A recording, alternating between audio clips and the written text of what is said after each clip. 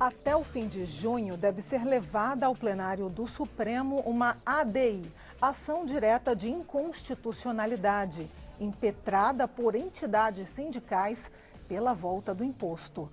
É que a reforma trabalhista acabou com o imposto sindical obrigatório, mas os sindicatos estão recorrendo à justiça para manter a contribuição. Segundo o DIEESE, o Departamento Intersindical de Estudos Socioeconômicos, a medida causou perda de 80% da receita dos sindicatos, só no primeiro trimestre. Para debater o futuro dos sindicatos no Brasil, eu recebo aqui no estúdio o deputado Bebeto, do PSB da Bahia, o deputado Celso Maldaner, do MDB de Santa Catarina, Adelmir Santana, vice-presidente da Confederação do Comércio, e Zilmara Alencar, consultora jurídica do Departamento Intersindical de Assessoria Parlamentar, o DIAP. Diante dessa situação que eu acabei de descrever, qual o futuro dos sindicatos no Brasil? O futuro dos sindicatos no Brasil hoje é de superação num ambiente onde nós temos aí uma desproteção dos direitos sociais e que aos sindicatos cabe cada vez mais atuar pelo fortalecimento de suas prerrogativas, como a da negociação coletiva, com condições de fato de negociar e de buscar formas de financiamento seguros para que as atividades sindicais não tenham prejuízo no ambiente coletivo. Deputados, há dois argumentos a favor da obrigatoriedade e contra a obrigatoriedade. Alguns defendem que os sindicatos ficariam mais representativos porque só aquelas pessoas que gostariam de contribuir iriam contribuir. Os senhores estão de que lado, de que argumento? Inicialmente, agradecer essa oportunidade, de participar desse debate tão importante, reconhecer a lucidez de todos os congressistas que modernizaram a legislação trabalhista no nosso país, trazendo mais segurança jurídica, onde prevalece o entendimento agora, um ganha-ganha entre empreendedores e entre trabalhadores.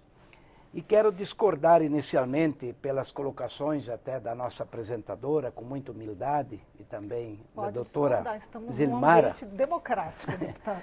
Discordar porque nós não acabamos com a contribuição sindical, Nós acabamos com a contribuição sindical obrigatória, porque uma lei ordinária, ela não tem esse poder para mudar a Constituição, Teria que ser uma lei complementar.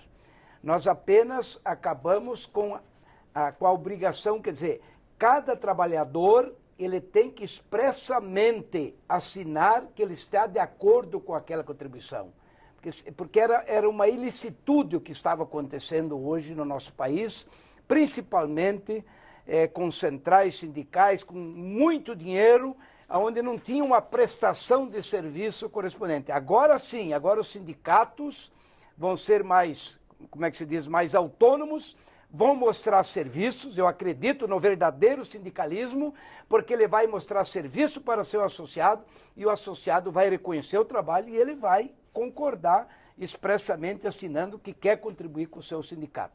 Então nós só acabamos com uma imoralidade onde não tinha sentido, Tirava um dia de trabalho obrigatoriamente de cada trabalhador, mesmo o sindicato patronal é a mesma maneira. A gente acabou com essa obrigação apenas. Agora cada um expressamente vai dar a sua contribuição por escrito. Eu quero contribuir com o meu sindicato porque estou vendo vantagem no sindicalismo autêntico que está defendendo os seus associados. Deputado Bebeto, para contra-argumentar, eu imagino. Eu acho que é uma profunda contradição, e me permita, meu caro Maldaner, e é recorrente esta contradição dos que defendem como parte de um eufemismo, a ideia de modernidade, que não significa modernidade. O que nós tivemos foi uma profunda alteração da legislação trabalhista, contrariamente ao debate exigido pela sociedade, que vai conferir problemas ao projeto de desenvolvimento nacional, porque nós vamos ter cada vez mais trabalhadores, a exemplo do México que você tem, nas maquiladoras, trabalhador em que a qualidade, a forma e a organização do trabalho são absolutamente distintas. Não tem ali um padrão de desenvolvimento industrial que agregue qualidade e agregue renda aos trabalhadores e parte dessa renda seja decisivamente parte, portanto, da riqueza nacional, como em qualquer país do mundo. Aqui, né, se argumentou que era preciso acabar, né, com a contribuição sindical. Perceba, ela está disciplinada na Constituição e ela própria diz a Constituição, até que nova lei confira, preserva aquele direito da contribuição sindical aos trabalhadores. E a partição não é apenas para os trabalhadores, é para o Estado, né, e para os entes sindicais de forma distinta. O problema é que o vício de iniciativa, porque não poderia ser alterado por lei ordinária, algo que tem uma natureza tributária, se você analisar, inclusive, o próprio impacto da medida para, né, o governo, para a sociedade e para as próprias organizações sindicais. Ali, talvez, o próprio relator, amando ou preocupado com interesses estranhos aos interesses da nacionalidade, tentando destruir a estrutura sindical, buscou uma redação que nem ele próprio deu conta de explicar à casa posteriormente. Este foi um retrato, né,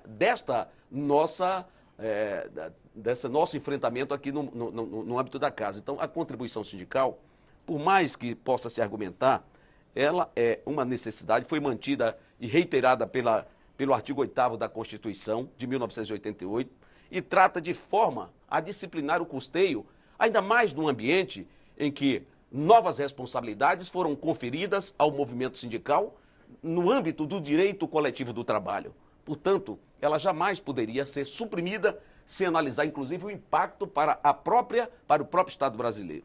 Segundo, é outra incongruência dizer que o negociado deve ter prevalência sobre o legislado e o espírito da negociação é conferir autonomia coletiva às partes e você tentar impor restrições aos próprios trabalhadores e ao setor patronal para que eles possam disciplinar como base da sua autonomia coletiva a forma de sustentação material da sua instituição, aprovando nas suas assembleias, né, coletivamente a forma para bancar aquele sindicato na contribuição, por exemplo, da negociação coletiva.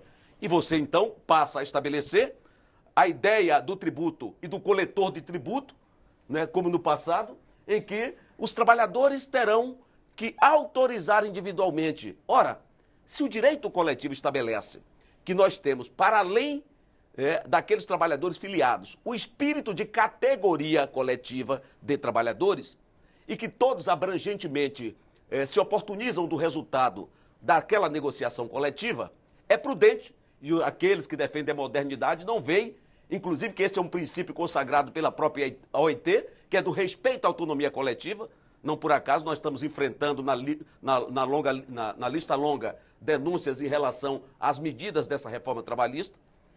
E agora vem com esse discurso de dizer, né, que quer uma modernidade. Nada, querem é destruir a estrutura sindical para ter um território fértil de aprofundar a exploração e transformar este país, né, num ambiente em que o capital tem a liberdade plena para exercitar o seu controle e a sua ação sobre os interesses do trabalho.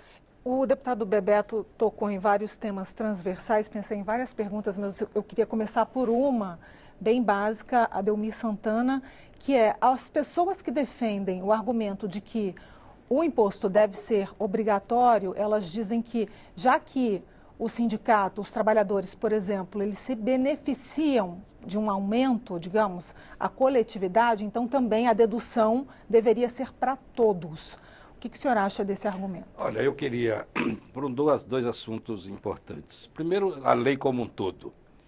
Dizer que a sociedade não participou da discussão da lei me parece uma imprudência. Me desculpa, deputado Bebeto. Tranquilo.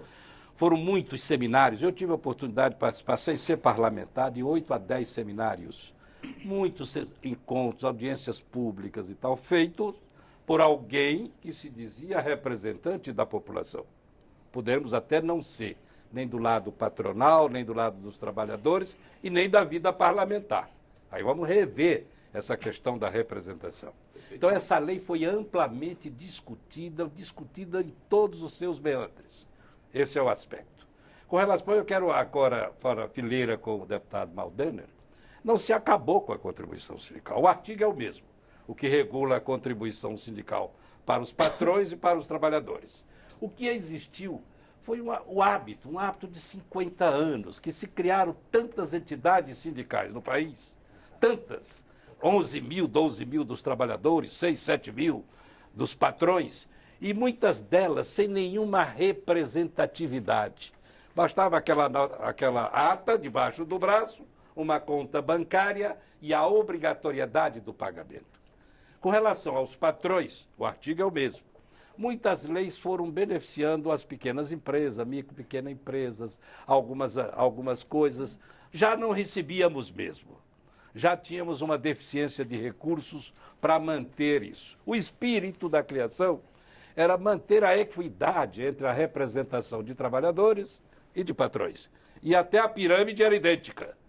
Sindicatos, federações, confederações. Depois surge nesse meio, do lado dos trabalhadores, a criação das centrais sindicais, que até 2010, quando eu estava aqui no Congresso, lutavam ferozmente contra a contribuição sindical obrigatória. As centrais. Existiam muitos projetos, aí eu era senador. E depois, lógico, veio o poder, foi atingido, foi criado até partido político, e chegaram ao poder. O PT chegou ao poder.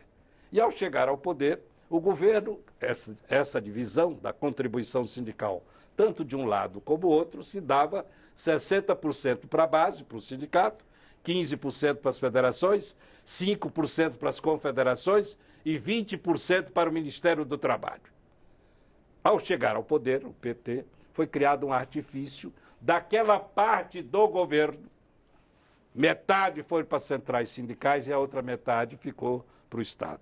Nunca mais as centrais sindicais se colocaram contrário à contribuição sindical. E, ao contrário, usaram desses recursos e aí criou toda essa celeuma que prejudicou também a nós. Nós também temos o mesmo problema com relação ao percentual de hoje de queda na arrecadação. Já recebíamos pouco, mas caiu ainda mais, porque foram usados esses recursos indevidamente para outros movimentos que não eram de proteção ao trabalho. Então, essa é a questão.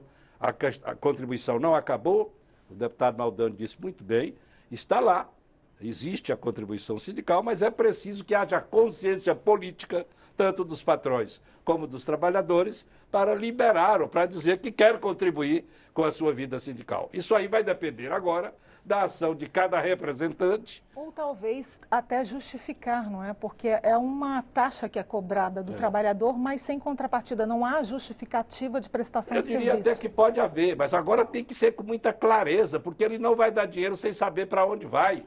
Ele quer saber o que o sindicato faz por ele, além de outras coisas mais. Isso dos dois lados. Nós estamos com o mesmo problema. Isso é verdade. Eu acho que essa mesma clareza, me permita dizer, tem que ser reclamada para o sistema S. Bom, e a gente tem que acabar, inclusive, porque o sistema olha, S não tem transparência. Como são as coisas. Não o tem sistema transparência S é dos outra recursos. coisa. Não de tem transparência de informação mas esse profissional. aqui não se toca porque é patronal. Não. É 15 bilhões. Não se toca porque é patronal. Veja bem, não vamos fugir do debate, tá vendo? Não estamos fugindo do debate, não. Porque vocês querem o que interessa. É outra questão. O que interessa é tocar no fortalecimento da representação dos trabalhsiltrabalhadores, mas quando é do S... Não, nós estamos falando de representação de ambos, trabalhadores e patrões. Mas, Matheus Falco, eu queria perguntar para Zilmara. A Constituição, ela permitiu a criação de vários sindicatos por município, inclusive em diferentes categorias. Digamos que haja realmente o fim da obrigatoriedade, ou seja, que o Supremo mantenha o fim da obrigatoriedade. Isso, na sua opinião, forçaria que os sindicatos se unissem, se aglutinassem? Na realidade, o sistema sindical, ele é confederativo e estabelecido pela Constituição Federal, onde deve ser a representação por categoria e deve ser respeitado o princípio da unicidade sindical. O que esse princípio quer dizer? Quer dizer que tem que existir um sindicato único representando determinada categoria naquela determinada base territorial que é de, no mínimo, um município. Então, quando se fala de uma proliferação de sindicatos, na realidade, o sistema que está estabelecido na Constituição Federal Brasileira, ele já estabelece que a unidade mínima territorial a ser observada é de um município. Então, você pode ter a cada município um sindicato representando determinada categoria. Esse foi o querer do Constituinte. Nós estamos aqui numa casa onde a gente tem que observar o que está previsto na Constituição, o que está previsto na lei. Então, você não pode fazer análises onde você não traz o sistema confederativo, o sistema legal como um todo.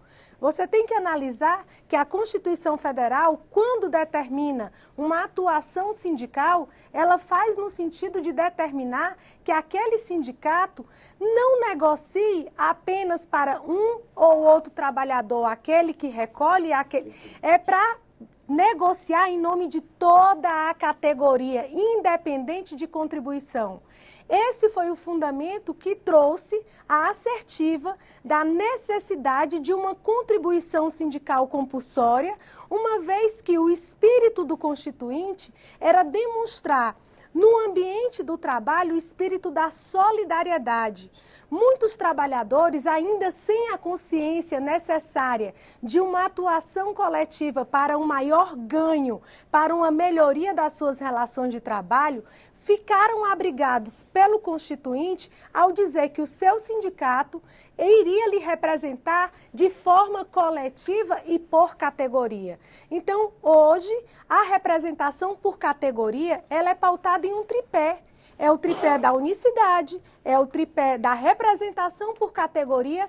Se eu posso, em uma assembleia, convocar todos os trabalhadores para aprovar uma negociação coletiva que trata sobre repouso semanal remunerado, que trata sobre férias, que trata sobre aumento salarial, sobre jornada de trabalho, essa mesma assembleia, essa mesma capacidade de decisão coletiva não pode ser para o custeio da luta sindical?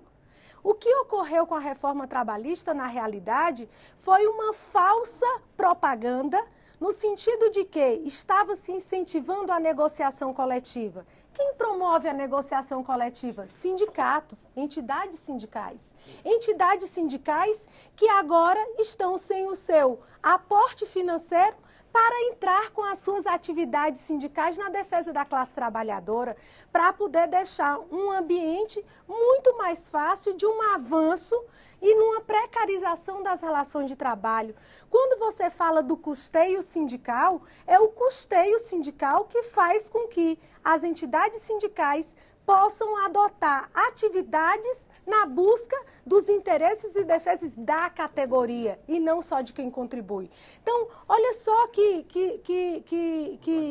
contradição que você tem quando você diz assim, olha, você ao negociar, ao fechar um instrumento coletivo com uma empresa, ao fechar um acordo coletivo com a empresa, eu não vou descontar de todo mundo um dia de salário por ano, mas tudo que aquele sindicato conquistar, a luta do sindicato, que há anos vem no sentido de aumentos salariais, vem no sentido de melhoria das condições de trabalho, ele vai servir para toda a categoria. Então, isso é incoerente, nós temos uma inconstitucionalidade da reforma trabalhista, que não só na parte do custeio, ela é inconstitucional no seu aspecto formal, pela própria tramitação dentro do Congresso Nacional, onde o Senado Federal, como casa revisora, atesta por meio de pareceres incoerências que eram para ser corrigidas naquele ambiente, deixaram de atuar nas suas prerrogativas. Só para concluir, que eu preciso chamar o intervalo. Dizem que podem ser corrigidas por medida provisória é essa que caducou e que nunca chega. Bom, o Expressão Nacional volta daqui a pouquinho, vamos dar um rápido intervalo. Mande a sua pergunta pelo WhatsApp, é 61 99620 2573. Eu espero você.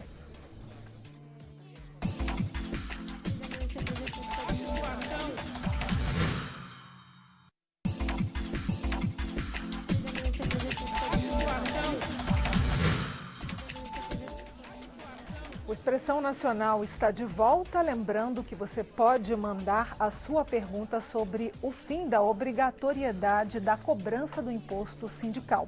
O WhatsApp é 61 996202573. As perguntas já começam a chegar. Primeira pergunta de Patrícia São Paulo para o deputado Maldaner.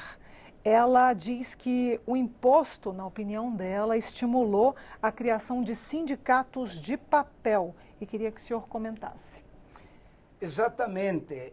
Em função de tantos recursos, né, virou uma imoralidade e agora, que não é mais obrigatório, porque nós não extinguimos esse imposto que está previsto na Constituição, não foi extinto, apenas uma lei ordinária, inclusive a iniciativa no projeto nem veio do Executivo.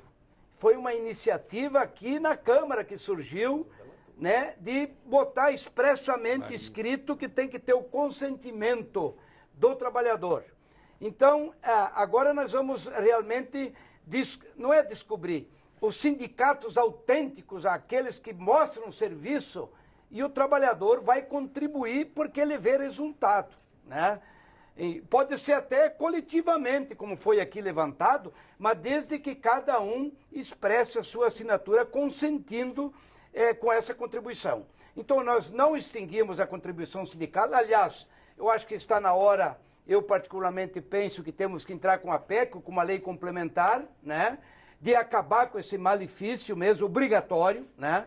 Porque nós estamos numa época de demoralização do nosso país e não podemos admitir sindicatos pelegos, onde familiares ganhando mais de 20 mil por mês, sem trabalhar, sem nada. Quer dizer, se distribuir em família, muita corrupção dentro dessas contribuições obrigatórias. Isso é injusto, tirar o dinheiro do trabalhador. Então, com certeza, agora vamos moralizar e eu tenho a certeza que o Supremo não vai querer legislar sobre o que nós decidimos, desde que o trabalhador consente e reconheça o trabalho que o sindicato está fazendo e vai dar a sua contribuição. Deputado Bebeto, a pergunta é de José Carlos da Bahia. O fim da cobrança ameaçaria principalmente os sindicatos de menor porte? É claro que ameaça. Aí temos um dado importante que 80% das receitas dos sindicatos diminuíram assustadoramente. Então, você tem uma receita, um orçamento anual que foi comprometido em 80%. Óbvio que o que o Maldaner traz aqui, e o movimento sindical advoga há anos, a ideia de que os recursos públicos e a própria legislação assim já o fez, é de você segmentar, definindo da contribuição as formas de aplicação. Inclusive, o próprio Tribunal de Contas da União, como órgão de controle, considerando ser recursos tributários, ele fazia uma tomada externa de conta desses recursos. Então, não é esta bandalheira que aqui está se dizendo. Na verdade, a tentativa era outra, era utilizar como mote a ideia de um sindicato específico que eventualmente tenha cometido um erro, um diretor, e dar uma generalização àquele caso para tentar inodoar esta organização, que, na minha opinião, é uma das mais importantes, não do Brasil, do mundo, defensora da liberdade, da democracia, de projeto de desenvolvimento nacional, dos direitos sociais do trabalho. E quando você ataca as receitas do sindicato, como fizeram sem qualquer, eu diria assim, sem qualquer análise mais concreta, e aí o resultado da renúncia fiscal de mais de 2 bilhões, que vai comprometer, né, o próprio Estado brasileiro, mas do outro lado, né, você tem também uma condição de que esses sindicatos têm empregados, têm dentistas, têm um conjunto de serviços oferecidos e que isso, né, pela própria legislação, ele era obrigado a bancar como parte dessa contribuição esses serviços, hoje não tem mais. Então, portanto, vai penalizar enormemente os sindicatos. Talvez, Maldani, aqui, se é para nós trabalharmos de acordo com o que pensa parte da sociedade, como você expressa, não só a contribuição sindical, eu concordo. Por exemplo, essa é uma autorização dos trabalhadores, com o controle do Tribunal de Contas. Mas e os partidos que tiram da sociedade com fundo partidário e você não reclama, ninguém diz nada? Concordo. E a bandalheira desses recursos? Concordo. Porque os trabalhadores, eles estão concedendo parte desta contribuição para a sustentação de uma organização em que ele vê o resultado. E que resultados são esses?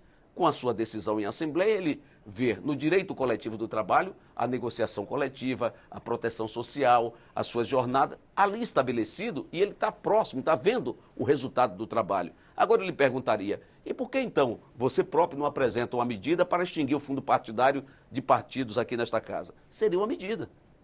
A próxima pergunta é de Renata, de Brasília, e aí ela faz a pergunta para os dois convidados, vou dar oportunidade para os dois de responderem. Haveria, na opinião de vocês, enfraquecimento dos direitos sociais com a redução da capacidade de financiamento das atividades sindicais? Sem dúvida, e ainda em complemento à pergunta anterior, é de se ressaltar que o sistema sindical brasileiro vigente, ele é confederativo. Federações e confederações, como a CNC, ela tem como recurso único a contribuição sindical. A contribuição sindical, ela vem a dar um suporte para uma atuação confederativa ou federativa na busca pela construção de políticas públicas que tragam proteções sociais e tragam benfeitoria para as relações de trabalho. Observemos que o sindicato, quando no ato da sua negociação coletiva, ainda pode estabelecer uma outra fonte de custeio. Mas as federações que não têm, nem as confederações como atividade precípua a negociação coletiva, ela tem como fonte de custeio das suas atividades sindicais, exclusivamente, já que não se usa do sistema S, exclusivamente a contribuição sindical. Então, afeta diretamente aos sindicatos, mas com certeza ceifa a capacidade de atividade sindical das federações que atuam em âmbitos regionais, em âmbitos estaduais, promovendo a paz social e um ambiente harmônico das relações de trabalho para um desenvolvimento econômico sustentável, e no âmbito confederativo de atuação nessa casa, de atuação na formulação, na participação juntamente com os parlamentares, na formulação de políticas públicas que tragam um crescimento sustentável para o país, um crescimento econômico adequado. Então, nesse ambiente, sem sombra de dúvida, há de se pensar que pode ser que a contribuição sindical não seja a melhor forma, mas que seja debatido com amplo debate. Quando o senhor fala, inclusive, de que houve debate precedente à aprovação da Lei 13.647, a gente vê o quê? Que o debate era feito em cima de 7 artigos que seriam alterados na CLT. A alteração foi feita pelo relator, e a partir de então não se teve mais audiência pública, não se teve mais nenhum tipo de diálogo social, não se teve, inclusive nas próprias comissões, as votações eram feitas de forma totalmente atabalhoada, não permitindo a participação da sociedade. Adelmi Santana para responder. Olha, eu acho que é preciso que se busque fontes, é natural. Agora, o que houve, como dissemos no início, foi um certo desvirtuamento disso. Porque a pirâmide sindical foi muito bem colocada, ela se baseia na unicidade e a universalidade da representação dentro daquele território. Mas a divisão dos recursos, até 2011, se não me falha a memória, ele se dava claramente, sindicato, federações e confederação. É a Lei 11.648 de 2008, que Exato. Aprovou a alteração. E no artigo 11 dessa mesma Perfeito. lei, Muito obrigado ele pela fala contribuição. que vai e ser aí, quando substituída. passou essa contribuição, que é parte daquilo que era do Estado, viram os trabalhadores, que perderam aquilo que ia formar fundos de proteção, de treinamento e tal, que foram para as centrais sindicais. Foi aí que houve o desequilíbrio. Até então não se falava nisso, não se discutia essa questão, é uma contribuição. Há uma questão também aí, uns dizem de imposto, outros falam de contribuição, quando querem dizer que a lei não foi devidamente, não está devidamente adequada, faz referência como imposto. No passado falava sempre em contribuição, né? Imposto por ser imposto, então não podia ser por esse tipo de lei, mas outro tipo de lei, que é o que diz as ADIs que estão no Supremo Tribunal Federal. Eu espero o seguinte, que haja, que se discuta e que se encontre um formato de realmente manter o sistema sindical brasileiro. Não nesse volume de representatividades ou de pulverização, mas uma coisa mais concentrada. E aí, pegando o gancho, os sindicatos são supervalorizados desde a própria Constituição, a CLT, e esta lei não tirou poderes dos sindicatos, eu diria. Ela reforça tudo aquilo que está na Constituição, na CLT, e ainda dá mais. Quando você coloca o Formaldani, que dá em determinado momento, fala-se que era uma luta também de resoluções, o negociado prevalece, é até uma certa incongruência os legisladores colocarem isso. Eles estão eles mesmos admitindo que o que eles fizeram poderá ser sobreposto por outro tipo de intervenção, que no caso é a negociação. Então eu quero dizer o seguinte, o sindicato do passado, como eles estavam, não dá para continuar, dos dois lados. Tem que buscar serviços, buscar atenção, valorização, se valorizar perante os representados, para que eles tenham noção e consciência política de que, de fato, eles estão representados. E a lei fortalece isso. A Constituição dá esses poderes. A CLT dá. Essa reforma da própria CLT reafirma isso. Os poderes existem. Vamos, então, exercitá-los. Vamos concitar aos nossos trabalhadores, aos nossos empresários, da importância da representação sindical, mas que seja efetivamente uma consciência política de todos. Agora, pagar sem saber para onde vai e a forma como é gerido esses recursos, efetivamente a turma não vai assinar e não vai pagar como não já pagavam, eu me refiro ao nosso lado, o micro pequeno empresário de pequeno porte e os empresários em gerais, porque, na verdade, qualquer dirigente sindical, patronal, não vai mover uma ação contra um representado seu para buscar recursos. O que acontecia? Nós já estávamos habituados, nós, sindicatos patronais, a conviver sem dinheiro. Agora, o que não estava habituado, determinado segmento dos trabalhadores, com os próprios movimentos políticos, movimentos esses sempre baseados em contribuições sindicais. Próxima pergunta para o deputado Celso Maldaner é de uma telespectadora do seu estado, Júlia, de Santa Catarina. Ela pergunta: se o fim da obrigatoriedade fosse boa, por que o ministro Fachin, relator das ADIs, já se manifestou simpático às ADIs? Primeiramente, eu gostaria de colocar, companheiro Bebeto, nosso deputado, que eu votei contra a criação dessa contribuição agora dos partidos, né? Meu voto foi voto vencido, votei contra, tá? Que agora tem esse fundo aí que vai financiar as eleições, né?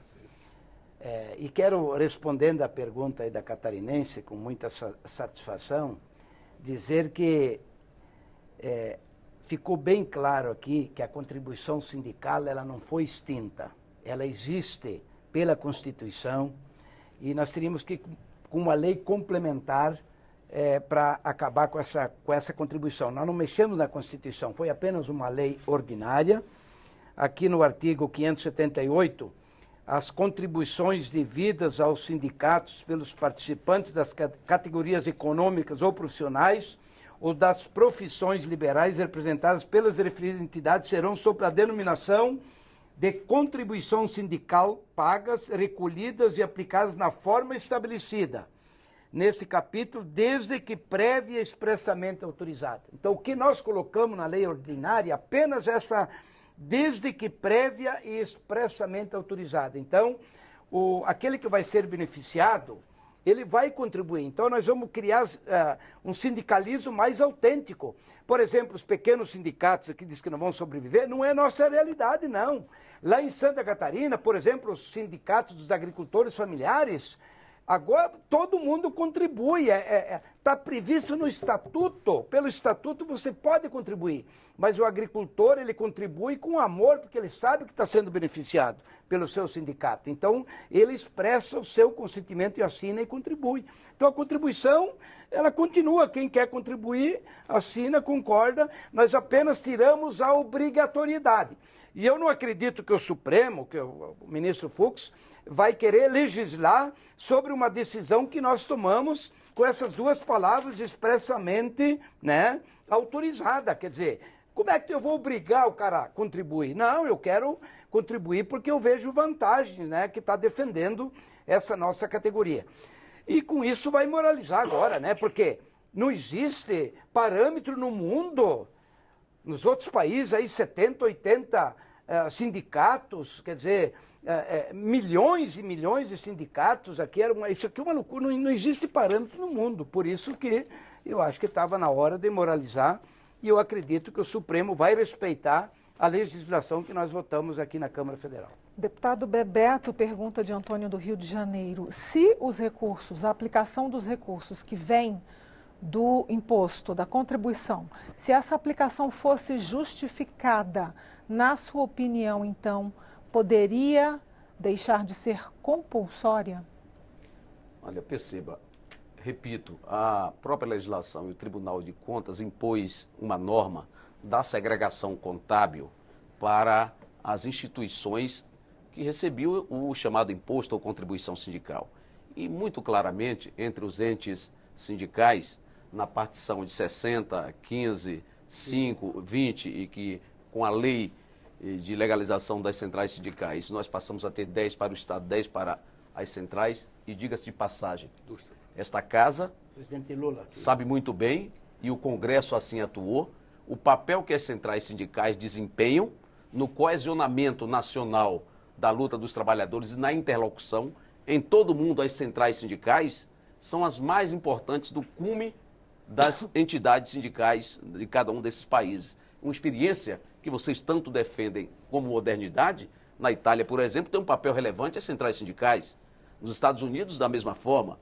E por que aqui as centrais sindicais deveriam ter negado seu papel de existência legal? Porque elas já atuavam sem a formalização. E já atuavam. A CNC, quantas vezes sentou à mesa com as centrais sindicais para negociar? E você reconhecia ou desconhecia o papel dela no coesionamento das entidades do setor de comércio para a negociação? Sempre desejou, quando tinha uma crise. O setor metalúrgico sempre desejou. A construção sempre pediu soluções via as centrais sindicais. Então, se elas já atuavam politicamente, nada e não poderia ficar à margem da lei. O que se pretendeu, e aqui esta casa votou, foi a inclusão nessa estrutura para o recebimento de parte desses recursos oriundos da contribuição sindical. Então, voltando à pergunta, essa segregação contábil já existe.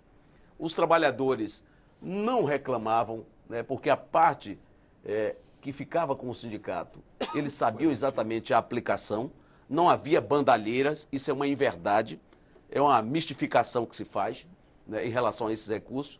E eu acredito que, e aí é uma incongruência, se ela é compulsória, ela perde o caráter tributário. Mas você perceba, só para concluir essa parte, você perceba, o 578, o 579, 2 e 3, né, da CLT, ele que alterou, inclusive foi alterado, se transformou na Lei 13.467, ele alterou, inclusive, o caráter tributário da contribuição sindical em ofensa ao artigo 8º, né, no seu parágrafo 4 e 146 da Constituição e o 149 do Código Tributário Nacional. Em ofensa a este princípio. Nós não estamos apenas tratando se tem ou não tem esses recursos. É que o vício de iniciativa é tamanha e é flagrante que pode o STF, sem sombra de dúvidas, reconhecer esse vício de iniciativa e reformar, inclusive, uma decisão assodada desta casa. O que eu acredito é que a contribuição, ela fortalece os sindicatos, ela ajuda, né, as instituições a atuarem no sentido de fazer com que as negociações coletivas e o caráter desta negociação coletiva possa proteger socialmente o trabalho e possa efetivamente ser garantidor dos direitos da classe trabalhadora. Uma pergunta de Zaira, do Rio de Janeiro, também. Ela pergunta para Zilmar, acredito que seja mais uma tecnicidade do processo. Ela pergunta se o relator decide sozinho, o ministro Fachin, nesse caso. O ministro Fachin, ele já despachou informando que a decisão monocrática ela está afastada, uma vez que a presidente Carmen Lúcia já pautou o julgamento do processo para o próximo dia 28. No seu despacho, o ministro Fachin afirma que se no dia 28 não houver uma resolução dessa matéria, os autos deverão ser retornados a ele para que ele possa decidir, no caso, na cautelar que está sendo pedida.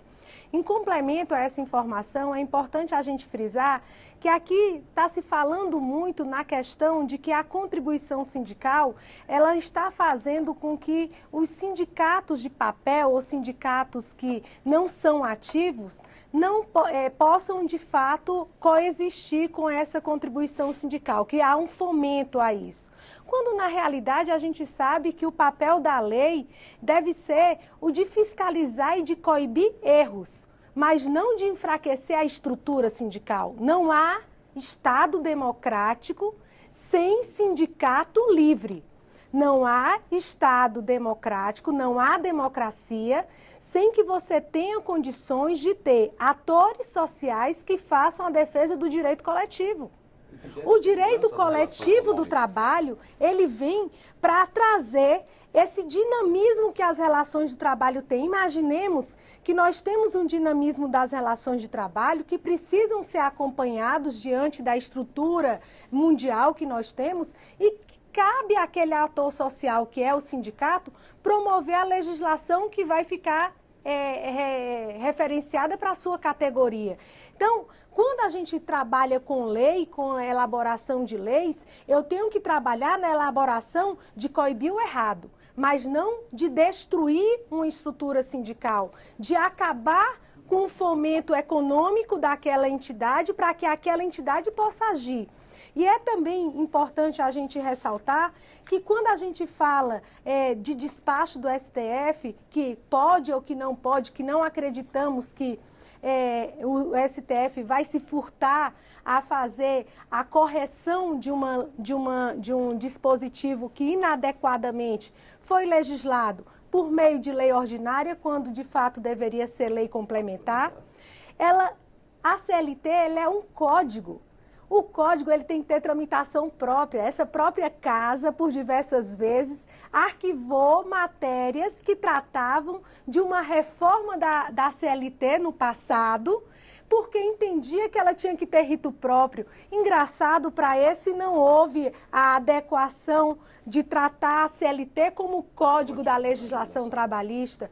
Outra incoerência, uma renúncia fiscal da ordem de 2 bilhões, quando a gente verifica que, quando se fala, mas 10% dessa receita tinha ido para as centrais sindicais, para que executasse diretamente, para que o governo, naquele momento, na composição do FAT, que os recursos da contribuição sindical contribuem para o FAT, estavam sendo executados os 20% do sistema patronal e os 10% do sistema laboral. E deram e reconheceram as centrais como um ator social que deveria executar na coordenação dos interesses da classe trabalhadora. Até o final do programa, então vou começar com Adelmir, desculpe, para responder e depois a gente faz a rodada final com as considerações finais. Pode ser?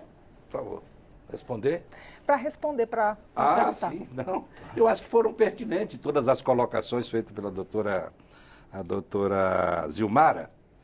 Eu acho, volto a repetir, que tem que se buscar uma alternativa. Eu creio, e veja que nessas ADIs, nessas reclamações ao Supremo, tem reclamações também de instituições patronais. Tem reclamações também. Agora, eu creio que uma casa legislativa, o sistema bicameral, se cometeram essa falha, é lamentável. Mas, e aí, hoje mesmo teve uma discussão aqui, e eu no meu pronunciamento dizia, que muitos dizem que a lei não foi discutida. Na verdade, diz isso, não foi amplamente discutida. Mais de 80 audiências públicas. Eu vi tantas audiências públicas, tantos seminários feitos pelos nossos representantes. Agora, se os nossos representantes efetivamente não estão nos representando, nós temos que rever essas questões da representação. E aí eu incluo não apenas os deputados e senadores, estou incluindo os dirigentes sindicais, patronais, de trabalhadores, que sempre participaram dessa discussão. Se houve, na verdade, uma lei que foi amplamente, na minha visão, amplamente discutida, eu não sou parlamentar, sou dirigente sindical e participei aproximadamente de 10 seminários de discussão disso. Agora, se a população, o povo, nós não estávamos representando, Eu não estava representando as empresas do meu segmento e nem os parlamentares estavam representando os seus eleitores. Nós temos que rediscutir o processo da representatividade nacional. Mas a lei surgiu, foi amplamente discutida, aprovada nas duas casas, tem realmente essa ressalva no Senado, que até houve a medida provisória que não foi nem discutida, e voltou o que era. Então, eu acho que nós temos que repensar o nosso sistema de representatividade, tanto de trabalhadores, como de patrões, como a representatividade política. Deputados, para responder, a gente encerra. Maldana. Inclusive, nós estamos discutindo só um aspecto hoje da contribuição sindical, né? Agora, se fosse discutir toda a modernização da legislação trabalhista, quer dizer, os benefícios são muitos aí, a modernidade que trouxe dentro dessa legislação. O que me traz aqui, me deixa de consciência tranquila, porque foi denunciado na Organização Internacional do Trabalho, e a Organização Internacional do Trabalho, ela rejeita atribuir ao legislador a instituição de contribuição a ser paga pelos trabalhadores, né? Em respeito à liberdade sindical, a criação de contribuições deveria decorrer do Estatuto das Entidades, né? Das entidades sindicais, bem como a negociação coletiva. Quer dizer, a própria Organização Internacional do Trabalho reconheceu que não foi tirado nenhum direito dos trabalhadores. Foi denunciado e a resposta veio positiva. Então, estou muito tranquilo. Foi o projeto mais importante e mais debatido nesta última década aqui no Congresso Nacional. Nunca um projeto foi tão discutido com a participação.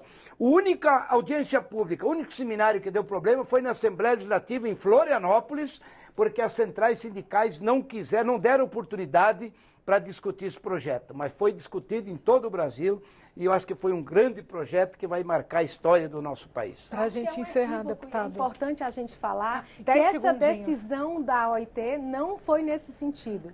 Estávamos presentes na comissão de normas quando foi para a lista curta o caso do Brasil. Ao contrário do afirmado, deputado, o Brasil foi denunciado, foi acolhido pela comissão de peritos, houve o julgamento, o governo brasileiro tem até novembro desse ano para explicar a precarização das relações de trabalho trazida pela Bebeto, lei. por favor. Me permita também, com todo o respeito que eu tenho a Maldana, dizer, aliás, é a Estávamos primeira vez, presentes. nós não frequentávamos a lista longa há muitos anos, Fomos e pra agora curta. a lista curta.